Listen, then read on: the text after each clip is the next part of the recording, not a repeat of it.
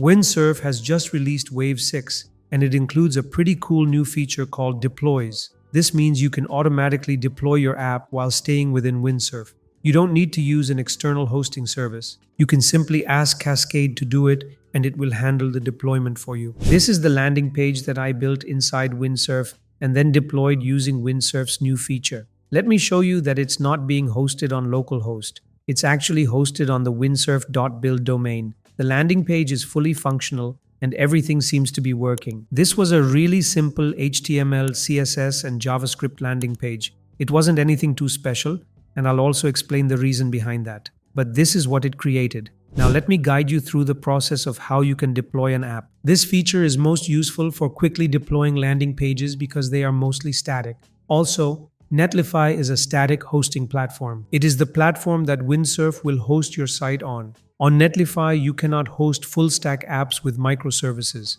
It only works with static websites. This is the project directory. I gave WindSurf a prompt to build simple landing page, make it responsive, and use only HTML, CSS, and JavaScript. It generated the landing page, though there were some minor UI issues that I had to fix.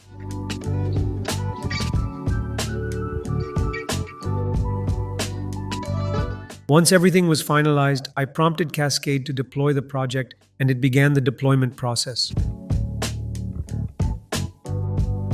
Since we are deploying on Netlify, the first step was creating the netlify.toml file. After that, the deployment process started. First, it will ask for your subdomain name, which in this case is clarity-minimal-landing. You cannot change the main domain, which is WindSurf build. Everything deployed through WindSurf will be hosted under this domain. However, you can modify the subdomain. After that, it uploads all the files. If the deployment is successful, you will see a confirmation with the build status marked as completed, along with the project name and the provider details. After that, you will be prompted to view your deployment, which will take you to the URL where the landing page is hosted. Now here's the most important part. WindSurf will only host your project for 24 hours unless you claim it using your own Netlify account. To do this, you need to log into GitHub and authenticate Netlify with GitHub. The process is simple. You just enter your GitHub credentials, and after that, you'll reach a page where you can claim the project.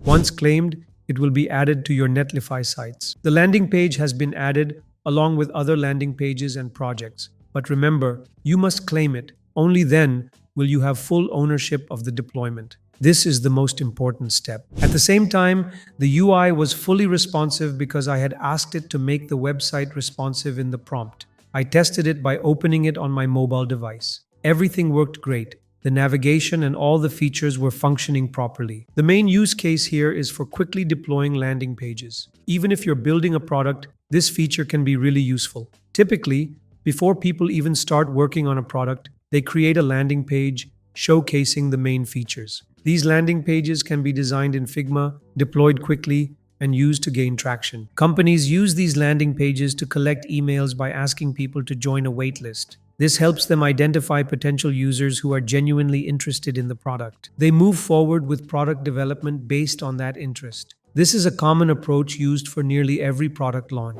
Now that I've told you about a page I was able to successfully deploy, let me also share the problems I ran into and how WindSurf guided me through the errors. If you encounter these issues, you'll know how to solve them. This is another front-end app I was working on. A minimal and sleek-looking journal app that I wanted to deploy for this video. The development process went smoothly, and there weren't any UI errors at all. Everything functioned properly, and all the elements were well aligned. If you're wondering how I achieved this, it's actually pretty simple. When brainstorming ideas, always ask for both the pages and the modals before passing them to WindSurf or Cursor. This ensures a well-planned development cycle.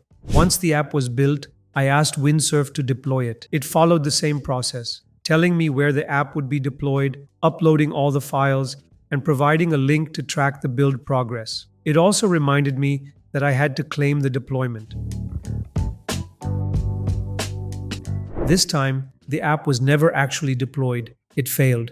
Fortunately, there is a way to fix this. You just need to go through the same process of connecting Netlify to your GitHub account. Once you click Claim App, it will take you to the Netlify dashboard. The process is straightforward, so I'm not demoing it here. Once connected, you'll see the deploy log in the deploy section. You can copy the entire log and send it back to WindSurf for troubleshooting. That's exactly what I did, but in my case, the issue was caused by a deprecated component in my project. Fixing it would have taken too much time, so for the sake of this video, I decided to move on to a simpler project. Otherwise, deploying the app would have been straightforward. In addition to the deploys, WindSurf Wave 6 brings a lot of other new features. If you're on an enterprise plan like I was, you now have access to MCPs and turbo mode.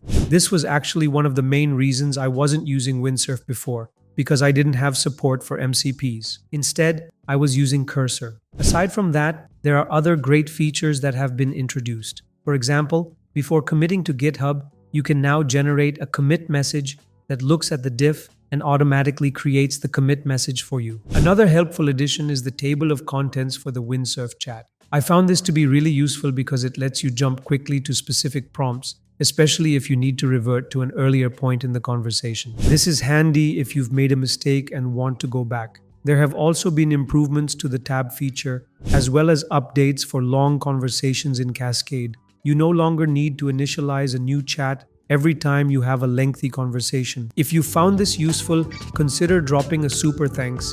It really helps us out. And don't forget to subscribe to stay updated. Catch you in the next one.